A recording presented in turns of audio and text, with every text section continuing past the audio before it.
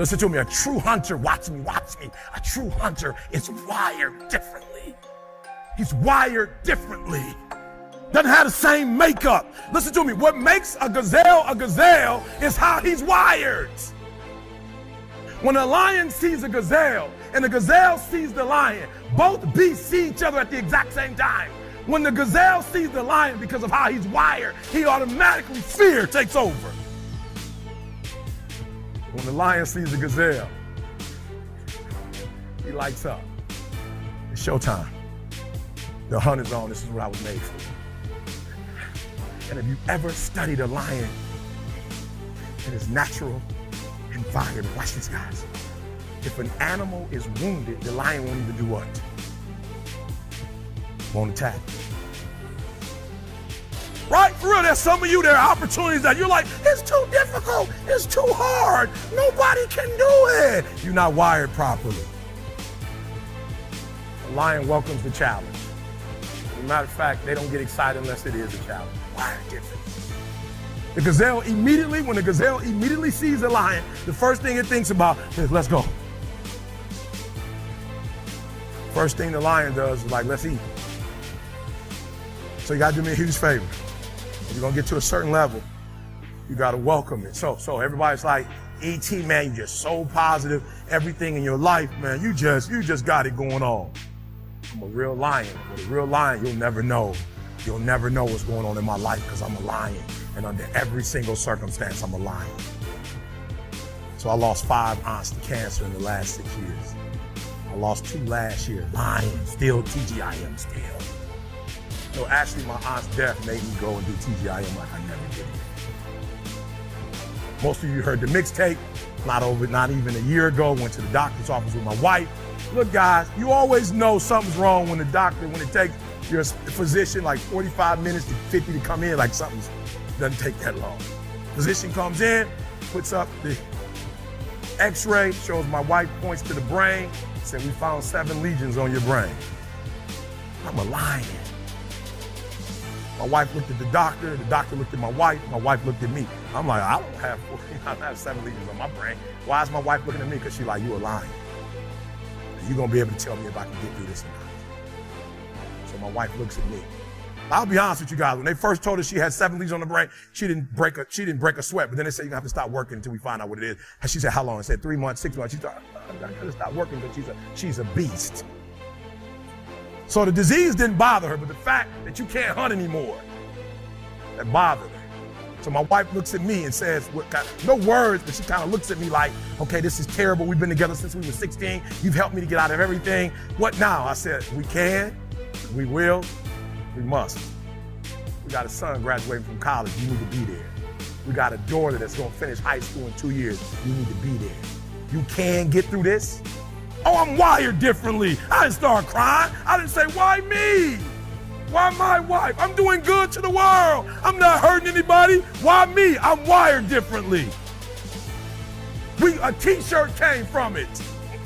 A video came from it that has over 1 million hits that inspired people called what? I can, I will, I must. Turn it into a t-shirt. We turn tragedy into triumphs. We turn that's what lions do. Lions don't cry. Lions don't give up. Lions don't quit. Lions hunt. That's what we do for a living.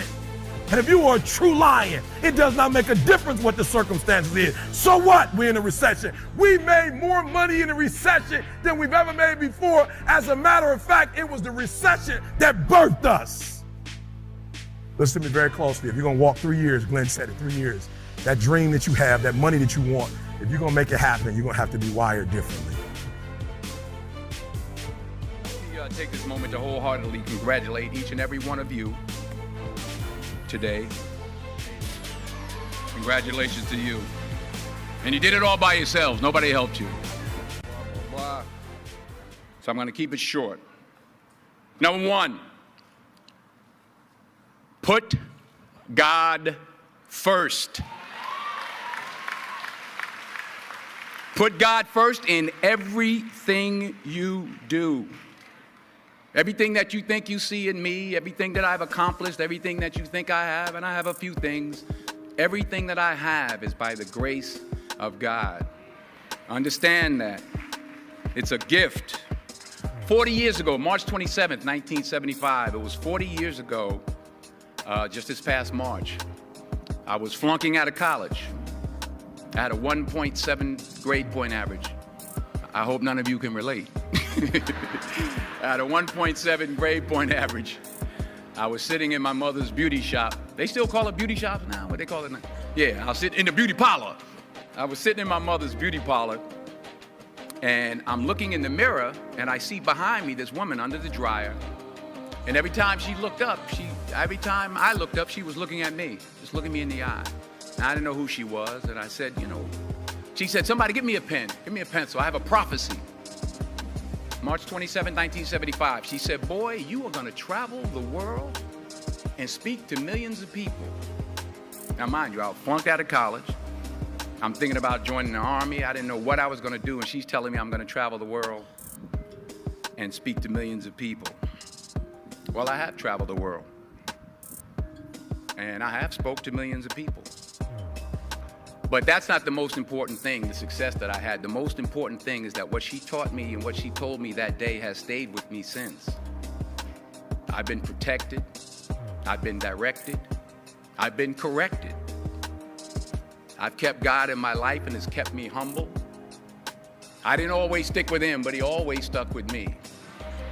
So stick with him in everything you do. If you think you want to do what you think I've done, then do what I've done and stick with God. Number 2, fail big. That's right. Fail big. Today is the beginning of the rest of your life, and it can be very frightening. It's a new world out there. It's a mean world out there, and you only live once. So do what you feel passionate about. Take chances professionally. Don't be afraid to fail. There's an old IQ test, was 9 dots, and you had to draw 5 lines with a pencil within these 9 dots without lifting the pencil.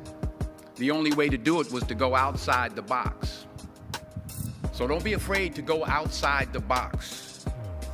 Don't be afraid to think outside the box. Don't be afraid to fail big, to dream big. But remember, dreams without goals are just dreams, and they ultimately fuel disappointment. So have dreams, but have goals. Life goals, yearly goals, monthly goals, daily goals. I try to give myself a goal every day. Sometimes it's just to not curse somebody out. Simple goals, but have goals. And understand that to achieve these goals, you must apply discipline and consistency. In order to achieve your goals, you must apply discipline, which you have already done, and consistency every day, not just on Tuesday and miss a few days. You have to work at it every day. You have to plan every day. You've heard the saying, we don't plan to fail, we fail to plan. Hard work works. Working really hard is what successful people do. And in this text, tweet, twerk world that you've grown up in, remember, just because you're doing a lot more doesn't mean you're getting a lot more done. Remember that. Just because you're doing a lot more doesn't mean you're getting a lot more done. Don't confuse movement with progress. My mother told me, she said, yeah, because you can run in place all the time and never get anywhere. So continue to strive, continue to have goals, continue to progress. Number 3, you'll never see a U-Haul behind a hearse. I'll say it again. You'll never see a U-Haul behind a hearse. I don't care how much money you make, you can't take it with you. The Egyptians tried it. They got robbed. That's all they got. You can't take it with you. And it's not how much you have. It's what you do with what you have. We all have different talents. Some of you will be doctors, some lawyers, some scientists, some educators, some nurses, some teachers. Yeah, okay. Some preachers. The most selfish thing you can do in this world is help someone else. Why is it selfish? Because the gratification, the goodness that comes to you, the good feeling that I get from helping others, nothing's better than that. Well, one or two things, but nothing's better than that. Not jewelry, not big house I have, not the cars, but it's the joy. That's where the joy is, in helping others. That's where the success is, in helping others. Finally,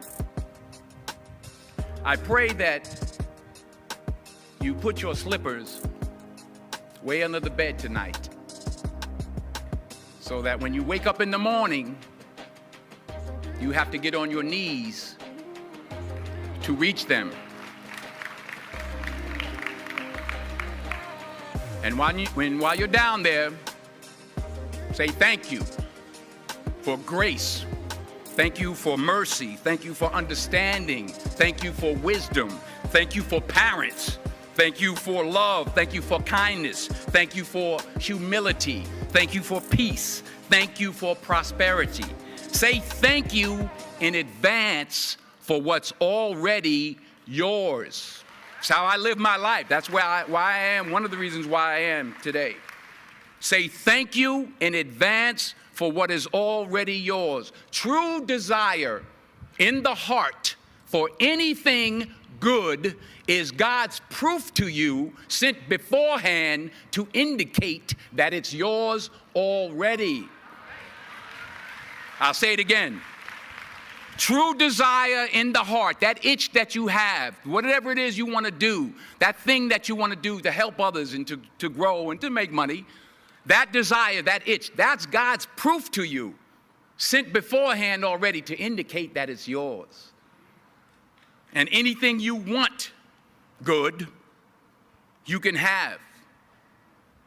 So claim it. Work hard to get it. When you get it, reach back. Pull someone else up. Each one, teach one. Don't just aspire to make a living. Aspire to make a difference.